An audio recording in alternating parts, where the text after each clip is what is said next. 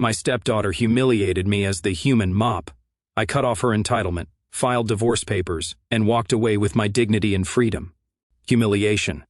That's the moment when you finally see everything crystal clear. My stepdaughter looked me dead in the eye, with all her friends watching, and called me a human mop. What hurt more than the insult itself was hearing my own wife laugh and say, "Well, he does clean up after us pretty well." Let me paint the picture for you. It was Saturday afternoon. The living room was packed with her 16-year-old friends. Pizza boxes were scattered everywhere. Soda had been spilled on the leather couch I'd saved for months to buy. The kind of mess that, somehow, always became my responsibility to handle. I walked in from grocery shopping, arms loaded with bags, and saw that my home had turned into a disaster zone in just 2 hours. My stepdaughter was sprawled across my recliner, feet propped up on the coffee table even though I'd specifically asked her not to put shoes on it. Crumbs were scattered like confetti across the carpet I'd vacuumed that very morning. The air smelled of teenage attitude mixed with cheap perfume. "Oh, look," she announced to her audience. "The human mop is back.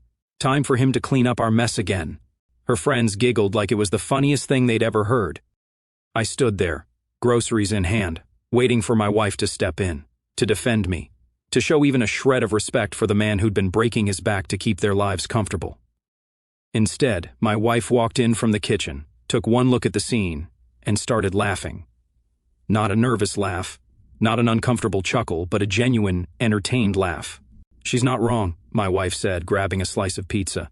"You do kind of exist to clean up after us." The room went dead silent. Even the teenagers seemed to sense that something had just shifted. I set the grocery bags down very slowly, looking around at all those young faces staring at me. These kids, strangers in my own house, had just witnessed my wife reduce me to hired help in front of them. My stepdaughter wasn't finished. "See? Even mom knows you're just here to serve us. That's what stepdads do, right? Take care of everyone else. Problems." She said it with such confidence, such certainty, like she was stating a scientific fact. I should have exploded. I should have thrown them all out. Instead, I just stood there, absorbing the weight of what had just happened. 3 years of putting their needs first. 3 years of biting my tongue when my stepdaughter disrespected me. 3 years of my wife taking her daughter's side every single time, telling me she's been through a lot. You need to be the adult here. But this moment, with witnesses, hearing my wife essentially agree that my only value was as their personal cleanup crew, something inside me went cold. Not angry, cold, calculating, like a switch had been flipped, and suddenly I could see the pattern I'd been living in for years. I picked up the grocery bags and walked straight to the kitchen. I put away every single item in complete silence. While the living room resumed its chaos, my wife followed me, probably expecting me to start my usual routine, asking everyone to please respect the house, please use coasters, please pick up after yourselves. "You're not really upset about a joke, are you?" she asked, leaning against the counter. "You know she doesn't mean anything by it. She's just showing off for her friends." I closed the refrigerator door and turned to face her. "So calling me a human mop in front of strangers is just a joke?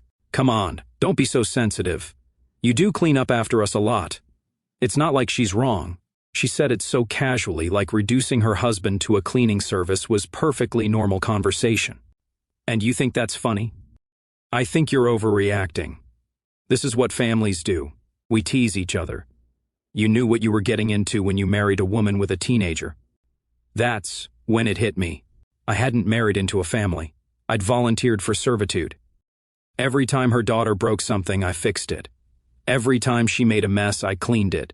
Every time she was rude, I was expected to understand and adjust my behavior, never hers. I walked back into the living room where the princess was still holding court on my furniture. "You know what?" I said, loud enough for everyone to hear. "You're absolutely right. I have been acting like a human mop around here." The smugness on her face was priceless. She thought I was agreeing with her, admitting defeat. "Finally, you get it." "Oh, I get it all right," I said. "I get that mops are tools, used when convenient, stored away when not needed, and replaced when they stop working effectively." I looked around the room at all those young faces. But here's the thing about mops. They only work when someone picks them up and puts them to use. The silence stretched uncomfortably. My stepdaughter's confidence started to waver as she realized where this was going. "And I just realized," I continued, "nobody's picking up this mop anymore. I walked upstairs to my office and closed the door. For the first time in 3 years, I let someone else deal with the aftermath of their own choices. Through the floor, I could hear confused voices, my wife's frustrated tone, and eventually the sound of teenagers being asked to leave. The human mop had officially gone on strike. The next morning, I woke to the sound of my wife banging pots in the kitchen, not cooking, just banging them around like a passive-aggressive percussion ensemble. I came downstairs to find the living room exactly as I'd left it the night before. Pizza boxes stacked on the coffee table, soda stains drying on my couch, crumbs leading a trail from the kitchen to the TV. My wife stood at the sink washing dishes with unnecessary force. "So you're just going to leave this mess here forever?" she asked without turning around. I poured myself coffee and sat at the kitchen table. Wasn't my mess to begin with. "Oh, so now you're going to be petty? This is our house. When there's a mess, we clean it together. Funny how 'we' only applies when it's time to clean up after your daughter." I took a sip of coffee and watched her shoulders tense. When she makes the mess, somehow it becomes my individual responsibility. She spun around, dishwater dripping from her hands. She's 16. Teenagers make messes. That's what they do. And what do stepdads do? According to yesterday's performance, we exist to clean up after everyone else. I kept my voice level and calm, no anger, just facts. The conversation was cut short when the princess herself came stumbling down the stairs, hair looking like she'd been electrocuted, still wearing yesterday's clothes. She took one look at the living room and her face twisted it into genuine confusion. "Why is all this stuff still here?" she asked, as if the mess had materialized overnight through no fault of her own. "Ask the human mop," I said, not looking up from my coffee. She turned to her mother with that mastered teenage expression that says the world is ending because someone didn't anticipate her needs. "Mom, tell him to clean this up. I can't have friends over with the house looking like this." My wife shot me a look that could have melted steel. "Your stepfather is having a moment. Just clean it yourself today." "Clean it myself? That's not my job. He always does it." She said it with the kind of indignation usually reserved for actual human rights violations. I stood up and walked toward the door. "Where are you going?" my wife demanded. "Hardware store. Need to pick up some supplies." "What kind of supplies?" "The kind that fix things when they break." I grabbed my keys. "Might be gone a while. Lots of things seem to need fixing around here." I spent the entire day out. Hardware store, lunch alone, even caught a movie. When I came back around 6 o'clock, the living room had somehow become an even bigger disaster. Apparently my stepdaughter had attempted to clean, gave up halfway, and left everything worse than before. My wife was in the kitchen stress-eating ice cream straight from the carton. "This is ridiculous," she said the moment I walked in. "You're acting like a child." "Really? Because from where I'm standing, the actual child is the one having a meltdown because nobody cleaned up her mess for her. She tried to clean it. She's not used to doing it herself." "And whose fault is that?" I opened the refrigerator and grabbed a beer. 3 years I've been training her that actions have no consequences, that someone will always swoop in and fix whatever she breaks. "You're her stepfather. That's what you signed up for." I signed up to be part of a family, not unpaid domestic staff. I popped open the beer and leaned against the counter. "Tell me something. When was the last time she thanked me for anything? When was the last time she showed any respect or appreciation?" My wife went quiet. We both knew the answer was never. "She broke my tablet last month. Remember what happened? You told me accidents happen and bought her a new phone the same week. My tablet never got replaced. That's different." "How? Because I'm the adult? So being the adult means my belongings don't matter. My time doesn't matter, my dignity doesn't matter." I took a long drink. Interesting definition of adulthood. From upstairs came the sound of my stepdaughter yelling into her phone about how unfair her life was because the house was totally gross and she couldn't have anyone over. The irony was completely lost on her. "She's calling her friends to complain about you," my wife said, as if that was supposed to make me feel guilty. "Good. Maybe they'll learn what happens when you disrespect people in their own homes." My wife slammed the ice cream container down. "This is our home, not just yours." "Then why do I feel like hired help instead of family?" She didn't have an answer. Or maybe she did, but saying it out loud would have meant admitting the truth we both already knew. Somewhere along the way, I'd stopped being a husband and stepfather and had become a convenient solution to all their problems. The next few days followed the same pattern. Messes got made, I ignored them, chaos ensued. My stepdaughter went from confused to annoyed to genuinely angry. She started leaving bigger, more obvious messes, like she was testing my resolve. Tuesday morning, I found she'd used every dish in the kitchen to make herself a sandwich, and hadn't washed a single one. Just left them scattered across the counter like an archaeological dig of teenage laziness.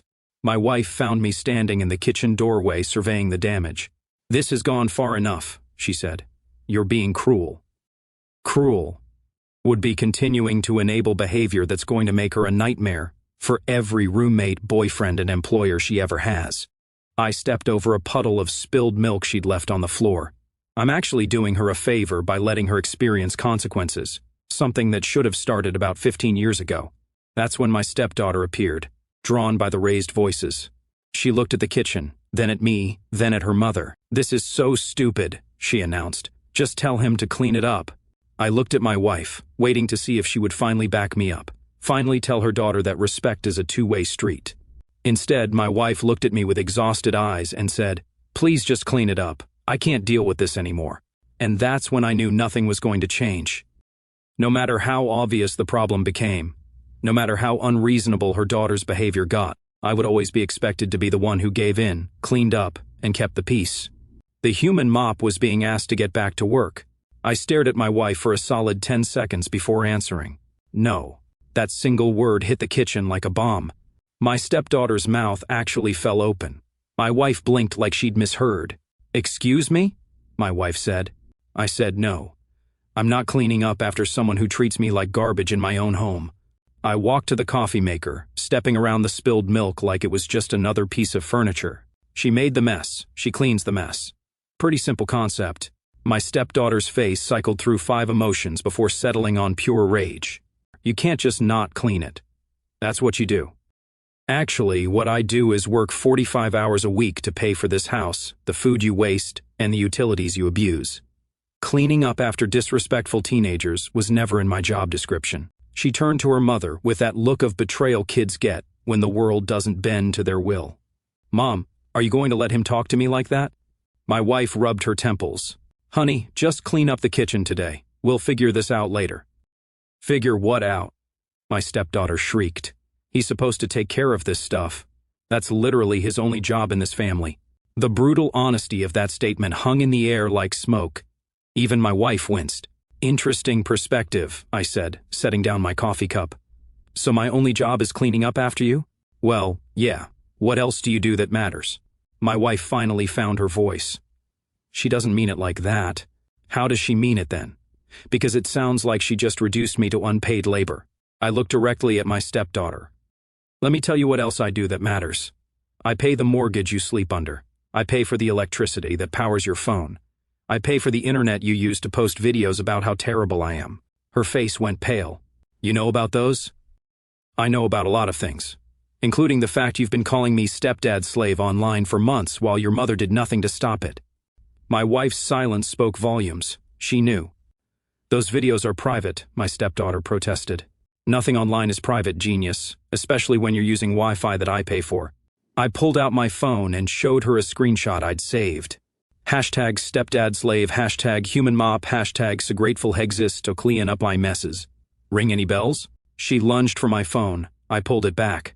"You've been literally documenting how you abuse me and posting it for entertainment. And your mother knew about it.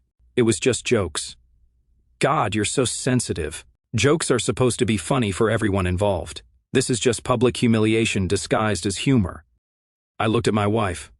"And you let it happen. You let your daughter mock me online, call me names in my own house, and treat me like hired help. Then you wonder why I'm not eager to clean up her messes anymore." My wife finally exploded. "You married me knowing I had a daughter. You knew what you were getting into." I thought I was getting into a family. Turns out I was getting into an employment contract with no benefits, and a boss who lets the other employee walk all over me. That's when my stepdaughter made her biggest mistake yet. She got right up in my face. "You know what? You're pathetic. My real dad never would have put up with this disrespect from my mom. He would have put you in your place." The kitchen went dead quiet. My wife's face went white as a sheet. "Your real dad," I said very slowly, "loved your mother with a mountain of debt and disappeared when you were 8. I'm the one who's been putting you in private school, buying your clothes, and making sure you have everything you need for the last 3 years. But please tell me more about how pathetic I am. She stepped back, but the damage was done. I didn't ask you to do any of that. You're right. You didn't ask. You demanded. You expected. You felt entitled to it all while giving nothing but attitude in return. I turned to my wife. And you enabled every bit of it because dealing with her tantrums was harder than asking me to be a doormat. That's not fair, my wife said weakly. What's not fair is working my tail off to provide for people who see me as nothing more than a walking wallet and cleaning service. I grabbed my keys from the counter. What's not fair is being told I'm too sensitive when I object to being disrespected in my own home. Where are you going? Out. Since apparently the only value I bring to this family is financial, I'm going to reconsider how I spend my money. I got halfway to the door before my stepdaughter yelled after me, "Fine, leave, see if we care. We were better off before you came along anyway." I stopped and turned around. Both of them were standing in the kitchen doorway now, my wife with her arm around her daughter like I was the villain. "You know what? You're absolutely right," I said. "You were better off living paycheck to paycheck, struggling to make rent, no money for anything extra. I clearly ruined everything by providing stability and asking for basic respect in return." My wife's face crumpled. "Don't say that." "Why not? It's the truth, isn't it? According to your daughter, I'm pathetic and useless. According to you, I'm too sensitive and demanding. Sounds like you'd both be happier without me." I walked out and spent the rest of the day driving around, thinking. When I came back that evening, they were both waiting for me in the living room. The kitchen had been cleaned, but the atmosphere was tense as a funeral. "We need to talk," my wife said. "About what?" "How I need to apologize for having boundaries. How I should be grateful for the privilege of being your family's personal servant."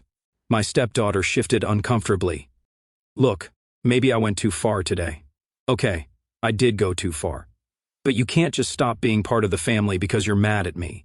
I sat down across from them, studying their faces. "Here's the thing. I never stopped being part of the family. You two decided I was never really part of it to begin with.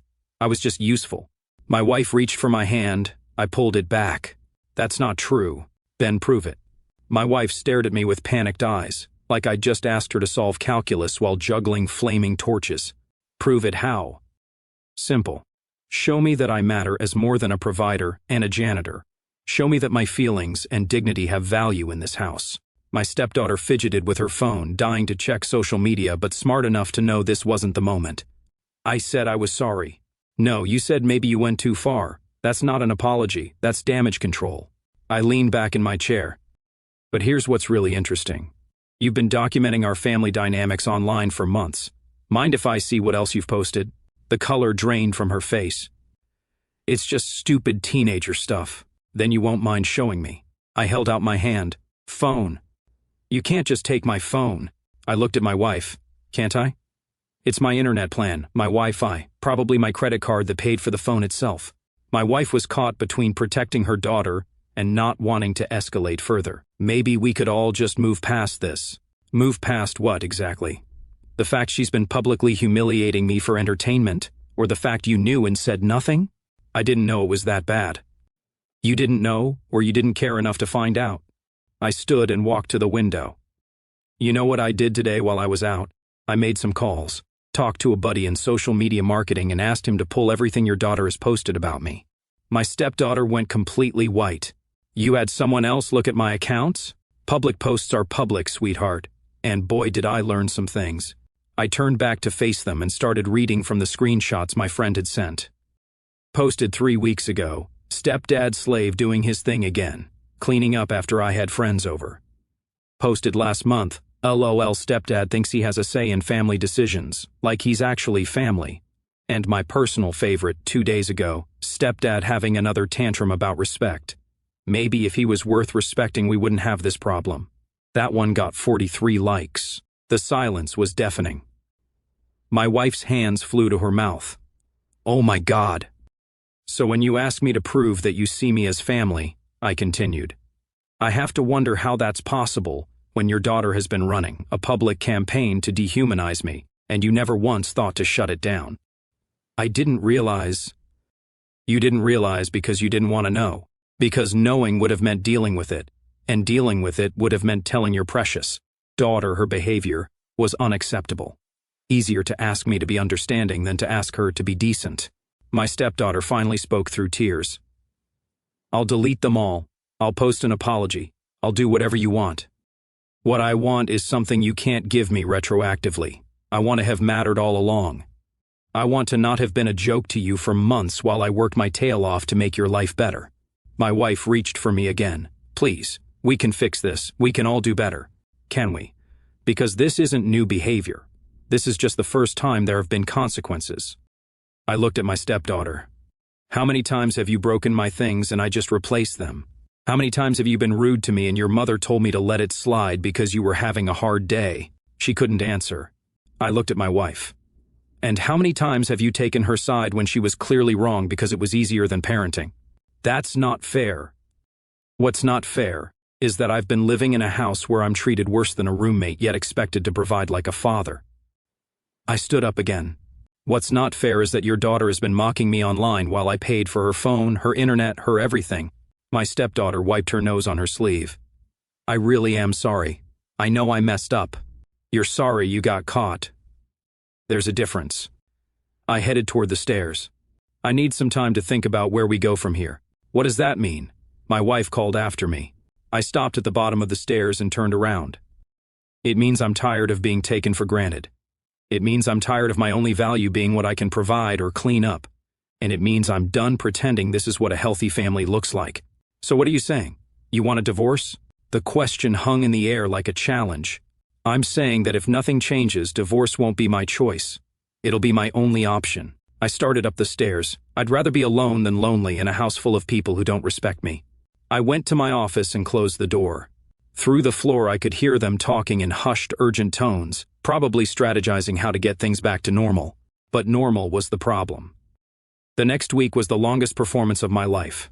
My wife and stepdaughter suddenly became models of consideration. Dishes got washed without asking. Messes disappeared immediately. My stepdaughter even started saying please and thank you like she was reading from a script. But I wasn't buying it. Temporary behavior changes driven by fear aren't the same as genuine respect. They were managing me, not respecting me. I played along while quietly organizing my exit strategy, calling a divorce attorney during lunch breaks, moving important documents to a safety deposit box, opening a separate bank account. Every action was calculated. The breakthrough came on Thursday evening. I was in my office when I heard glass breaking downstairs, followed by my stepdaughter's voice yelling, "Oh shit!" loud enough for the neighbors to hear. I waited, heard the vacuum start up, thought maybe, just maybe, she was finally cleaning her own mess. Then the vacuum stopped and she yelled up the stairs, "Hey, the vacuum's being weird. Can you come fix it?" I walked downstairs to find her standing beside my vintage record collection, or what was left of it. 3 original pressing albums lay shattered on the floor. Albums I'd collected for 15 years. Albums worth more than her car. "What happened here?" She shrugged with trademark indifference. "I was looking for something and the shelf, fell over or whatever. These old music things broke. These old music things are worth about $2,000. Her eyes went wide for exactly 2 seconds before the attitude returned. "Well, it was an accident. Insurance will cover it, right?" I knelt and picked up a piece of my 1967 Beatles album. "Insurance doesn't cover negligence. And this wasn't an accident. You were going through my things without permission. I was just looking for my charger. My record collection is nowhere near any electrical outlets. Try again." "Look, I said it was an accident. Just call insurance or whatever. Get new ones. These aren't new ones you can download. Some of these are irreplaceable."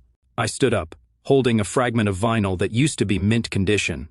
"You're going to replace these." She actually laughed. "With what money?" "I'm 16. Then you're going to get a job, because these albums are getting replaced and you're paying for every cent." "That's insane. They're just stupid records." My wife appeared in the doorway, immediately going into damage control mode. "I'm sure it was an accident. Maybe we can all work together to figure out a solution." "The solution is simple. She pays to replace what she broke. She's 16. She doesn't have that kind of money. Then she gets a job. Plenty of 16-year-olds work." I started gathering the broken pieces. "This isn't negotiable." My stepdaughter looked at her mother with the rescue me eyes she always used. "Mom, tell him he's being ridiculous." I said I was sorry. Sorry doesn't resurrect destroyed property. Sorry doesn't undo years of disrespect. You can't make me get a job. You're right. I can't make you, but I can stop paying for everything that isn't a necessity. Phone plan, car insurance, allowance, streaming subscriptions. Her face went pale. You can't do that. Watch me. I turned to my wife. Unless, of course, you'd like to start covering those expenses yourself. My wife's mouth opened and closed like a fish. This is blackmail, my stepdaughter said. This is consequences, something you've successfully avoided most of your life. I walked toward the stairs. You have until Sunday to decide, get a job and start paying for what you broke, or lose the privileges I've been paying for. This is so unfair. I stopped at the bottom of the stairs and turned around. You know what's unfair? Working hard to provide for someone who thinks so little of you that they mock you online for entertainment. You know what's unfair? Being expected to replace things that get broken while being told you're overreacting for being upset about it. My wife tried one last time. Can't we discuss this like adults? I am discussing it like an adult. Adults face consequences. Adults replace what they break. Adults show respect for other people's property. I looked at my stepdaughter. The question is whether you want to start acting like one. I went upstairs and closed the door. Sunday came and went. No job applications, no real apologies, just sulking and dramatic sighs. Monday morning, I canceled her phone plan. The meltdown when she discovered it around noon could probably be heard 3 blocks away. You actually did it, she screamed, bursting into my office. You're such a control freak. I'm a man who keeps his word. You had 3 days to show responsibility. You chose defiance instead. My wife appeared behind her, frantic. This has gone too far. She needs her phone for safety. She needs her phone for social media. There's a landline in the kitchen if there's an emergency. Car insurance is next if she doesn't have a job application submitted by Wednesday. That's when my wife dropped the mask completely. You know what? I'm done with this. You're being vindictive and cruel, and I won't watch you bully my daughter anymore. I closed my laptop. Bully her? I'm holding her accountable for the first time in her life. You're punishing her for not being your biological child. I'm treating her exactly how I would treat any teenager who destroyed my property and refused to take responsibility. I stood up. But thanks for finally admitting what you really think of me. My stepdaughter jumped in. She's right. You're not my dad and you never will be. My real dad wouldn't treat me like this. You're absolutely right. Your real dad abandoned you. I stuck around and provided for you for 3 years while you treated me like garbage. I walked to my closet and pulled out a suitcase. But that ends now. My wife's anger turned to panic. What are you doing? I'm done being the human mop. Done being taken for granted. Done being disrespected in my own house. You can't just leave. Actually, I can. I already spoke to a lawyer, filed papers on Friday. I pulled the divorce documents from my desk drawer. You've been served. The room went dead silent. You're divorcing us over some stupid records? My wife whispered. I'm divorcing you because you've spent 3 years showing me I don't matter. The records were just the final proof. I zipped the suitcase. You had a choice. Hold your daughter accountable or lose your husband. You made your choice. My stepdaughter started crying real tears this time. I'll get a job. I'll pay for everything. Please don't leave. 3 years too late for please. 3 years too late for respect. I turned to my wife. You'll find the financial details with a lawyer. The house is yours until it sells. After that, you're on your own. This is insane. You're throwing away our family over a teenage mistake. I'm not throwing away our family. There never was a family, just you two taking advantage of someone who cared enough to provide. I picked up my keys. The human mop is officially out of service. I walked out to my car while they both yelled after me. Promises to change, threats to fight the divorce, desperate pleas to reconsider. But I was done listening to words. I'd heard plenty of words over the years. 3 months later, I was living in a downtown condo. My bank account was healthier than it had been in years, and my stress levels had dropped to almost nothing. I heard through mutual friends that my ex-wife was struggling financially and that my former stepdaughter had been forced to get a job at a fast food place. Sometimes consequences take a while to catch up with you, but when they do, they hit hard.